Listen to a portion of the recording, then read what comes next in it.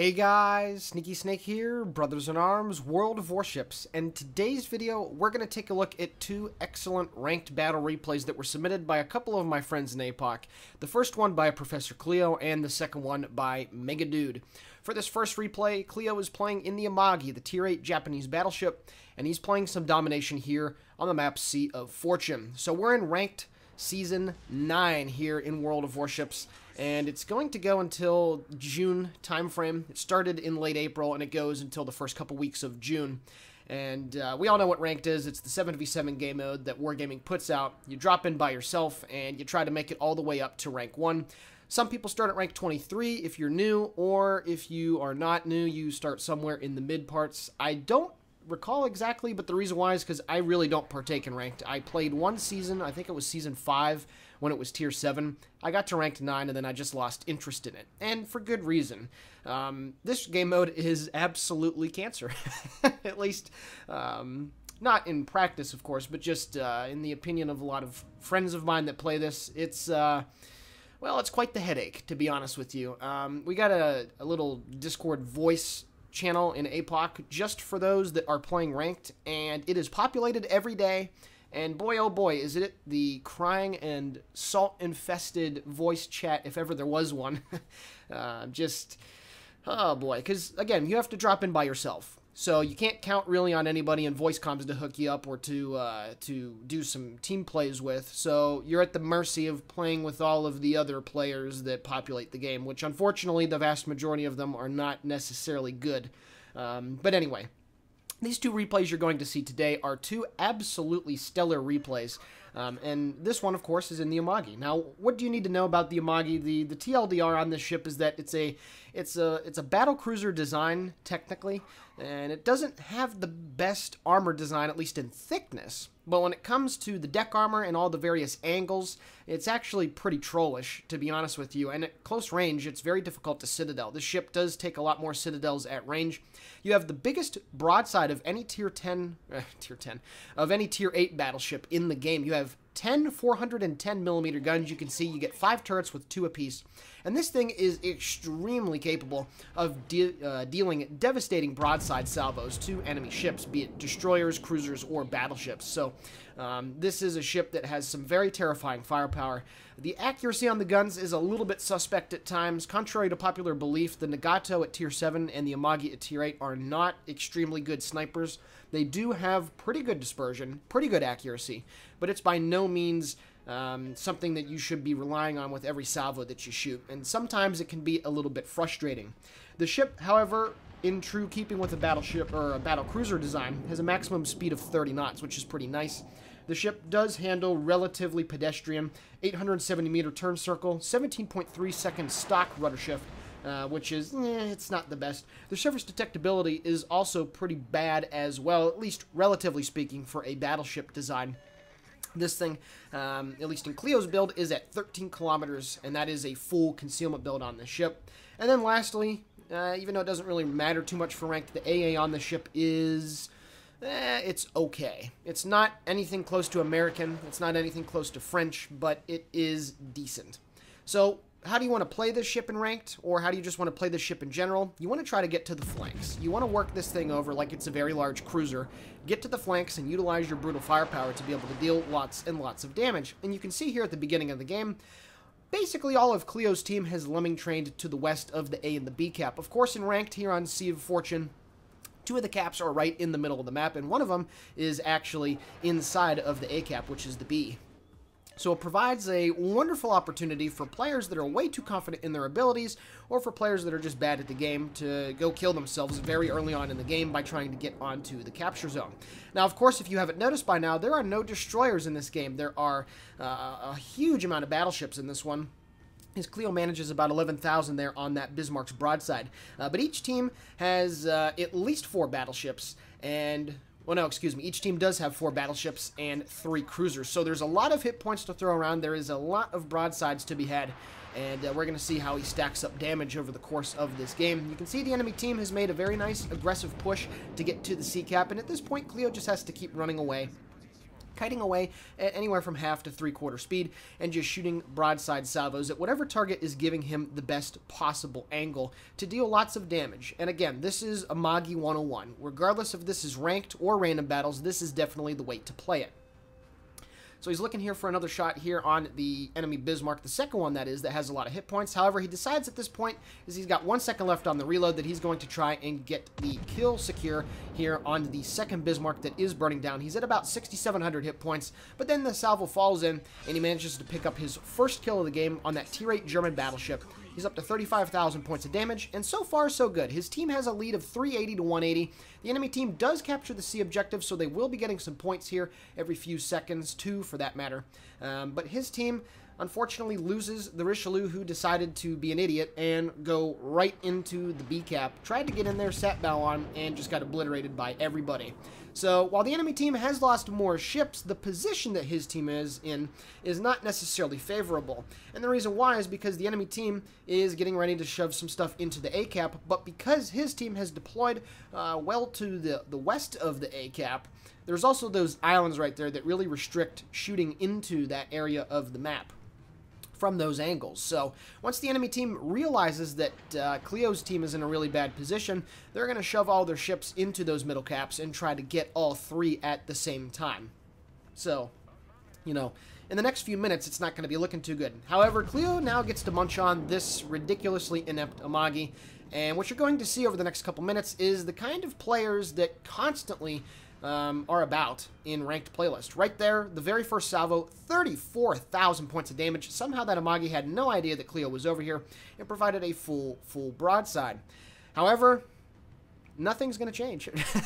Nothing is going to change. He keeps on sailing forward like nothing even happened. It doesn't even make any attempt to try an angle.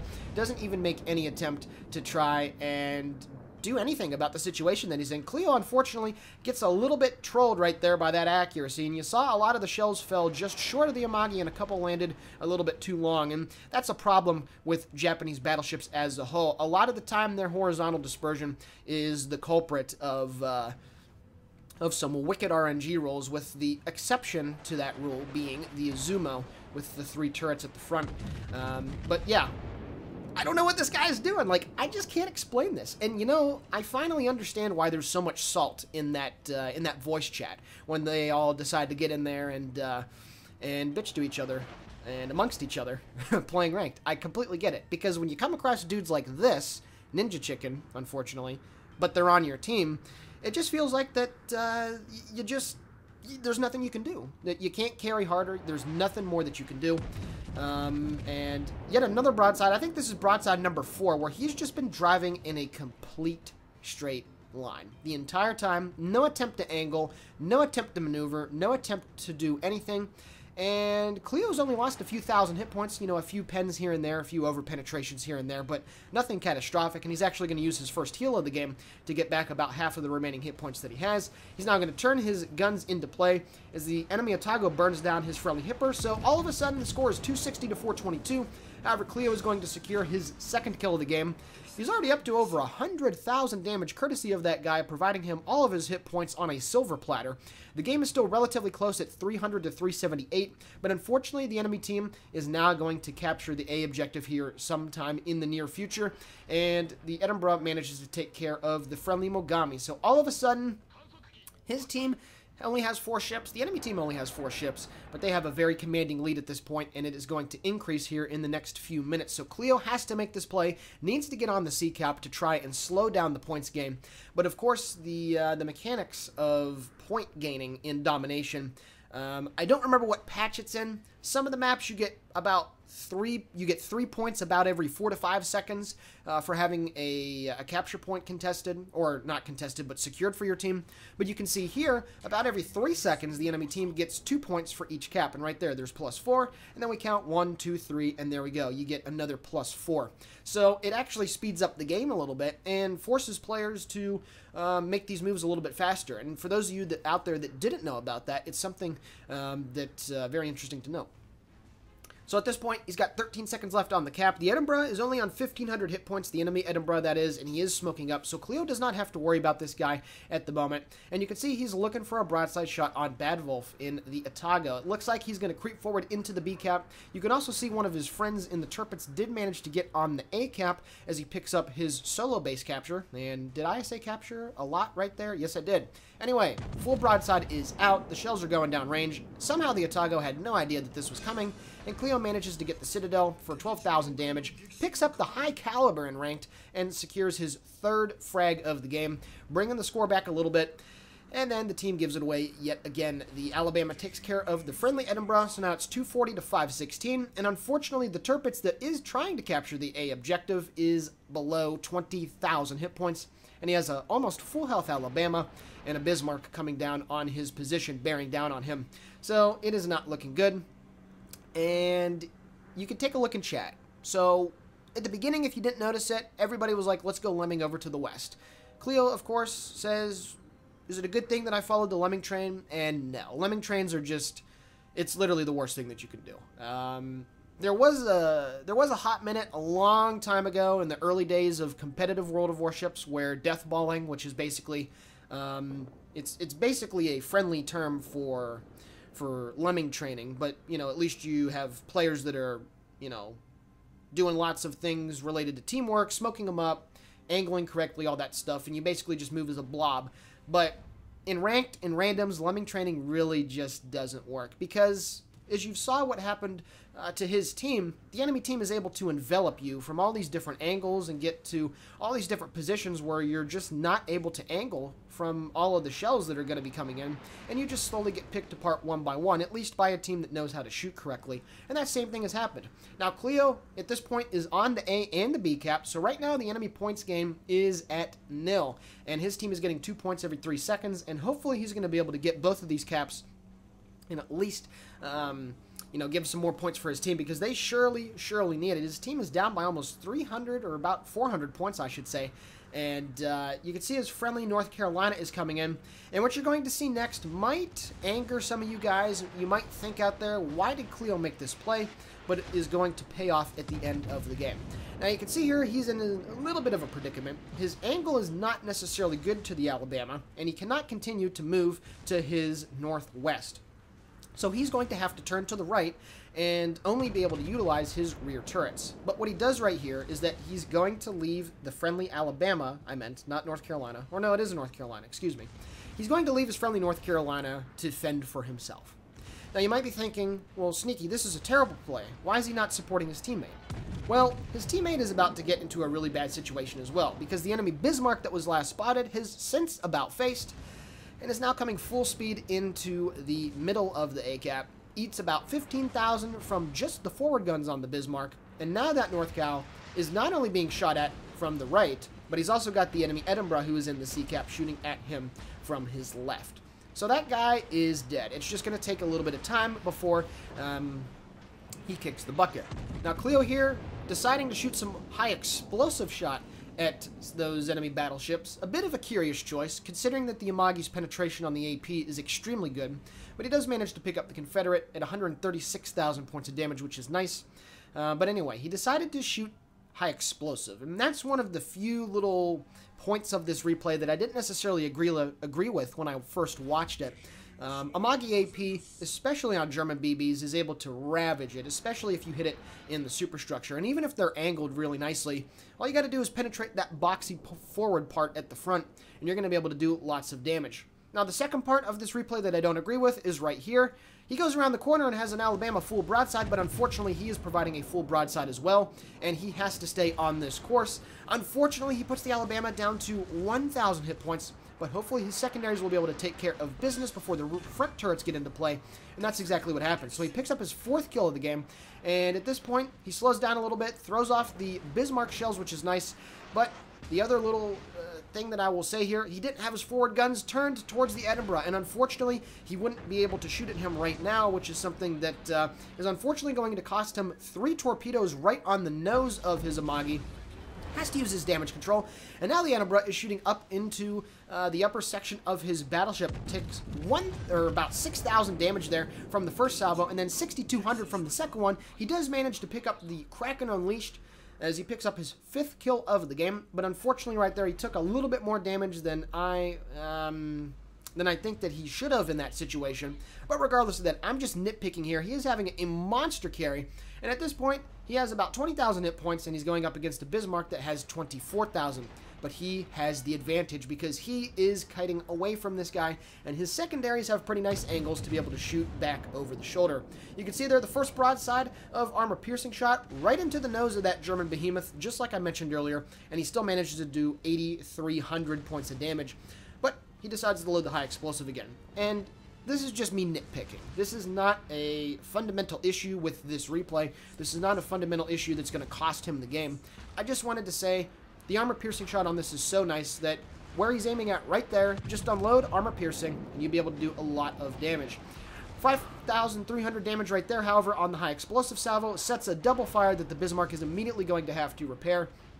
So now in this situation, he actually looks like the smart player here, because the next broadside of high explosive is going to be ready to go, but the Bismarck's repair will certainly not be up in that amount of time. So if he lights a fire, it is game over for that Bismarck. And you can see here he has another heal coming up in 12 seconds, so he is still A-OK, and the angle that he is providing to that guy is not going to be enough to provide a potential citadel. Only 2,100 points of damage as 3 shells break, but very luckily for him, one of his secondaries manages to light a fire on the bow of that Bismarck. He uses his next heal, and before his next salvo is ready to go, I believe this Bismarck is going to burn down, and that'll be the end of a monster carry by Cleo here on Sea of Fortune. Secondaries going in, and they manage to take care of business. Alrighty guys, now we're going to take a look here at Megadude's replay. He's playing in the Kid, the Tier 8 Premium American Destroyer, and he's playing some domination here on the map Neighbors. For this game, the team lineup is vastly different. There's 2 battleships, 2 cruisers, and 3 destroyers on each side. And he's going to have to deal with an enemy Lo Yang, which of course has the hydroacoustic, and the Kagero and Hirakazi, which are able to outspot him. So the work is going to be cut out for Mega here, and at the beginning of the game, he's going to go up towards the sea cap. So, what do you need to know about the Kid here in World of Warships? Well, this is basically a Fletcher-class hull. It has 5 guns, as you can tell, but it comes at Tier 8, and it has access to a lot of consumables. This thing feels very cruiser-esque in the amount of stuff that you're able to utilize to good effect. Of course, it has the American smokescreen, which provides a very, very large amount of area of an ocean with smoke to be able to conceal yourself from enemy fire and to maneuver around and all that good stuff. You also have access to heals. Now, Megadude does not have Superintendent on this guy, considering he only has 3 heals, as you can see at the bottom. But this thing is very Soviet Destroyer-esque in that regard. It can eat a little bit of damage, but that's okay, because it's able to repair it back. And you're going to see a good example of that very early on in the game. And then, of course, it also has the option to either run Speed Boost, which Mega is running here, or it can slap on defensive fire like a lot of other American destroyers and be able to swap planes out of the sky with relative ease if you have an AA build. However, for the purposes of ranked, the Kid is a cap contesting nightmare, and really the only big counter to it is a Lo Yang because it has the hydroacoustic, and to a lesser extent the Z-23 because it also has the shorter ranged hydroacoustic at about 4.4 kilometers. But if a Kid gets into a one-on-one gunfight with any other DD, short of an Akazuki really, it's going to be able to win that DPM fight pretty handedly, and it's going to be a nightmare to deal with, again combining the rate of fire and all that stuff with the heal that the ship has. So Mega's going to go up here to the east side of the map, just to the north of the sea cap, and he's going to see what he can do. Now you can also tell the enemy team is capturing this Charlie objective.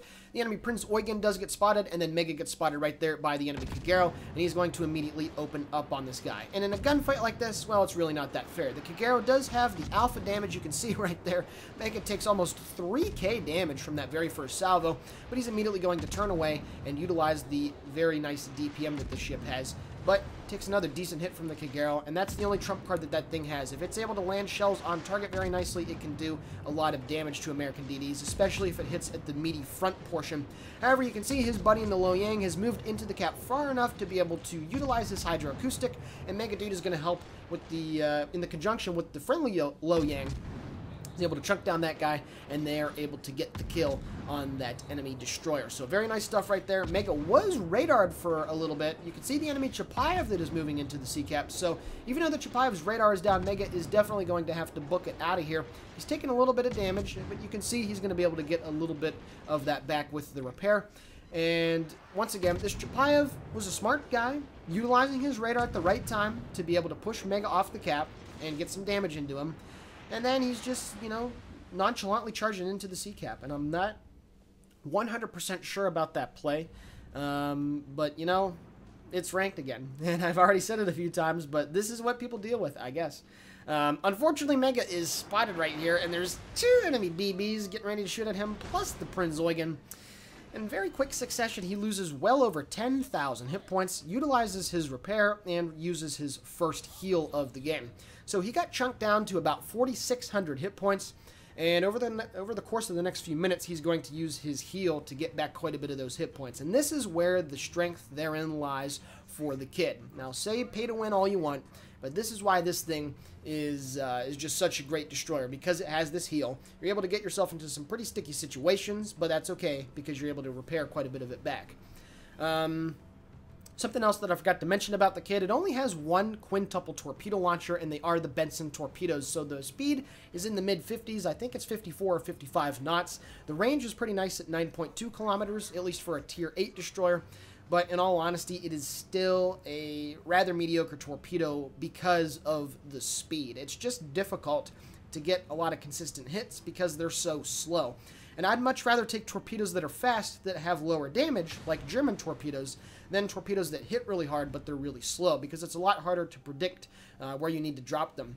Now you can see here, the Chapayev that is chasing down his friendly Lo Yang is actually kind of zoning him out of the vicinity, anywhere close to the vicinity of the sea cap, because he has to constantly be aware of where that Chapayev is, because I'm sure his radar is coming back at some point here in the near future. His team, however, because they decided, the enemy team that is, decided to chase the Lo Yang and him away from sea, his buddies were able to go down and get A and B secured, and now they're going to move up to the northeast and try and support Mega and Hesiol over there.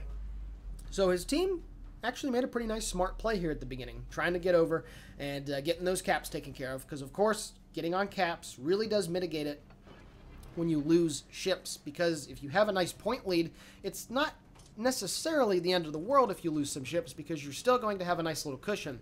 Now unfortunately, the friendly Herakazi down over there in Gulf 6 got killed by the enemy Lo Yang, and that was something that when I was watching this replay back, I didn't really notice at all. And it kind of caught me off guard, because I was thinking to myself at the time, well, you know, the Lo Yang is about ready to die, or he should be dying here. The Chapayev has him radared yet again. You can see the enemy Herakazi is also chasing after that guy, but I didn't realize that his other friendly DD died as well. So sooner than later, Mega is going to be the only Lullaboat on his team left over. And he is in a rather poor position right here. Again, he had to make his move over here because the Chapayev kind of pushed him out into this area. But very unfortunately, Mega is not in the best situation. And actually, for the next few minutes, he's going to be in a situation that is going to require a delicate touch to get out of, to be honest with you guys. It's 508 to 452 at this point, 1344 left in the game. He's going to get a few salvos here at the enemy North Carolina before he goes behind the island. He does manage to get a fire on that guy, and if you look at the damage counter at the top right, you can immediately see the North Carolina decided to use his repair. So Mega still has 46 seconds left to go until his torpedoes are reloaded. But yeah, very unfortunately for him, he's not going to be able to get any immediate damage on that NorCal because his repair is definitely down by now. So you can see his buddy in the Lo Yang managed to survive, actually, and he's coming back around this way. And it looks like they're going to try to ambush the North Carolina, or he's going to try to get some torpedoes or something. Mega is also coming really close to his detection. It's 5.8 kilometers. He's come really, really close a few times. The Prinz Eugen actually did spot him, but he was able to get out of dodge. And you can see here he's now using his next heal of the game. So he's gotten back a lot of the hit points that he lost very early on. However, somehow his team is kind of screwing this up. There were 5 friendly ships down at A and B before they decided to start moving to the northeast to help out Mega and the Lo Yang up here. And they've already lost 2 ships and counting. And it looks like the Edinburgh and the Richelieu are going to be in quite the pickle here shortly.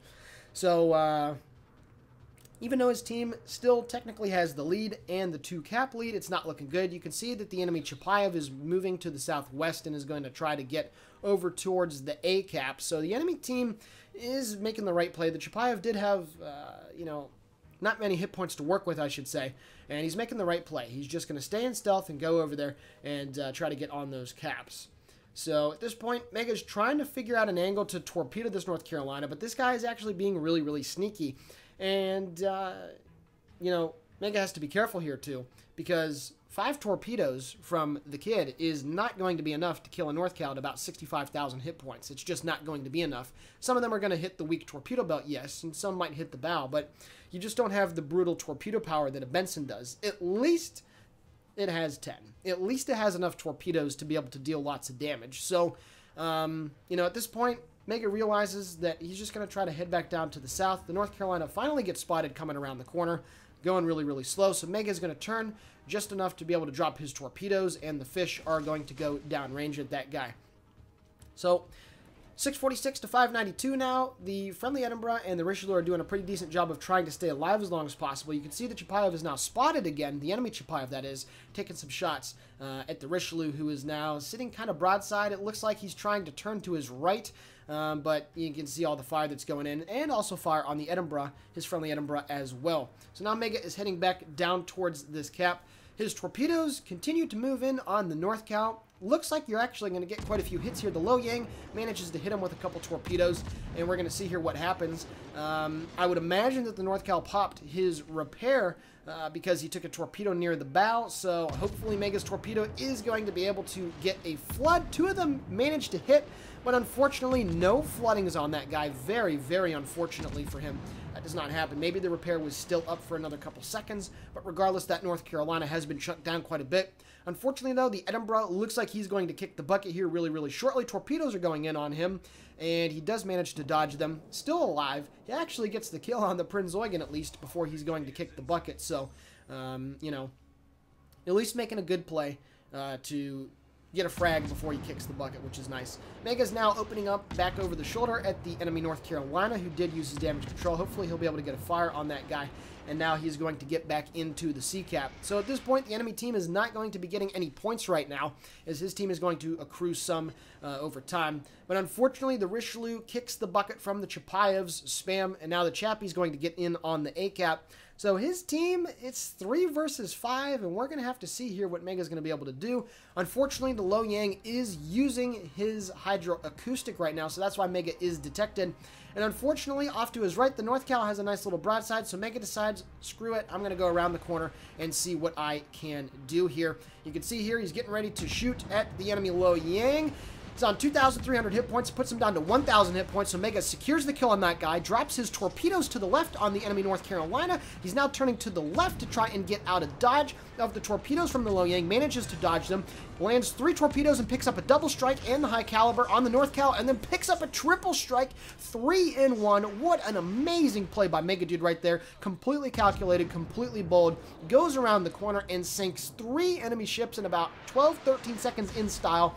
Takes a pretty decent hit from the Chapayev. He's down to 1,800 hit points, but luckily for him, the enemy North Cal does not. And indeed, Gash DeLilio, he went from Mega to Super Dude. That was an incredible play to bring back 3 kills for his team and bring back the score now to 858 to 492, as he also manages to pick up the assisted base capture. Woo! That was some big-time plays made by my boy Mega. That was incredible. What a sequence of events right there. Went around the corner, no craps given, none whatsoever, and took care of business. Very fortunately for him, the North Carolina did beach himself on the island, which made it obviously very easy for him to be able to torpedo, but that still doesn't take away from the fact that you don't see very many triple kills in World of Warships. A double kill is always a great medal to get, but 3 in the price of 2, that's still pretty sweet. So now at this point, Mega Dude still has about 1 minute and 25 left on his smoke. Again, the American smoke screens are very, very nice, and now he's going to get some shots here at the enemy North Carolina. And just when you thought Mega Dude made the play of the game, which it kind of was, to win the game for the team, the friendly Lo Yang is going to make a very questionable decision here. You can see he dumped 1 set of torpedoes at the North Cal, but unfortunately for the Lo Yang, he decided to turn to the right and dodge all of them. So now the Lo Yang is definitely spotted by the spotting aircraft. You can see he's charging around the corner. The North Carolina realizes this and is turning back to the left. Mega Dude here just continuing to pump shells into the superstructure. However, this game is still not over with the death of his friendly North Cal. So now it's only a 2 versus 2. And this Lo Yang is about to make a really dumb decision. He's going around the corner, taking some secondary hits from the North Cal. Mega Dude decides to drop his... No, he does not decide to drop his torpedoes. He just sees which way he's moving. He probably thinks the Lo Yang is going to be able to make the kill here. However, you can see what he's doing right here is actually a very good play. He is utilizing armor-piercing shot and shooting right at the bow. And look at the very consistent damage. Anywhere from 1 to 1.7k damage he's doing with every single salvo that goes in on the bow of that guy. And this is a very high-level play that not a lot of destroyer players make because they just simply don't know that it is effective. Shoot right at the bow. He had about 10 salvos right there that did over 1k apiece, and he manages to kill his 4th ship of the game. He's up to 126,000 points of damage dealt so far. The enemy Chapayev has since captured the B objective, and you know that he's going to be making a beeline to try to come up here to the C cap and try to take care of business on Mega Dude. However, he does leave his AA off, and he does not get spotted by the spotting aircraft. And that is very, very important because now Mega Dude is going to set himself up in a position to try and ambush this Chapayev. Now, he does have to be careful, and he's thinking to himself, okay, so the Chapayev was last spotted in the vicinity of F4. He captured A and was moving down to B. So now you got to think that that Chapayev is probably coming up, steaming due north along the 6 and the 7 line, because that's going to be the shortest possible route for him to be able to make it up to the C cap. Mega's team has 944 points, and all he has to do is really wait around at this point. There's no reason for him to go out and try to openly challenge the Chapayev. There's also a good chance that the enemy Chappie does not have any radars left, but I would not make that assumption, especially this late in the game when it's a 1v1, and there's just no reason for him to throw his ship away like that. Or maybe if it's not throwing the ship away, it's just a very risky play that I would not agree with. So Mega's just going to sit here and wait to try and get a surprise shot on this guy. Assuming, of course, that the Chapayev does decide to come up the 6-7 line. But that is, again, the most likely avenue of approach for him because it's the shortest possible route. So Mega is sitting here waiting to use his torpedoes. Now, the Chapayev was last spotted on about 5,500 hit points. So, you know, he's going to have to utilize the AP here, and hopefully the Chapayev will provide him a broadside at point-blank range because under 4 kilometers, American DD AP is able to get a lot of citadels on cruisers if they're not paying attention.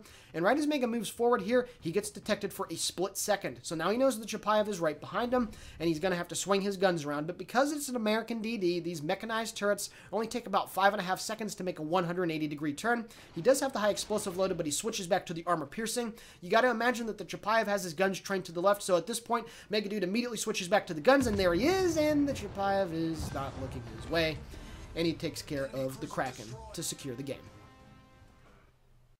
Alrighty guys, taking a look now at the post-battle results for Cleo's game. 194,000 points of damage dealt in a ranked match. That is some seriously wicked stuff. He picked up 6 out of the 7 frags in the game, 5 fires, 5 citadel hits, 1 solo base cap, and even 50 secondary hits. And he also managed to pick up high caliber, Confederate, 2 close quarters experts, and 1 Kraken Unleashed. Taking a look at the team score, well, of course, he finished top of the boards. That is no question.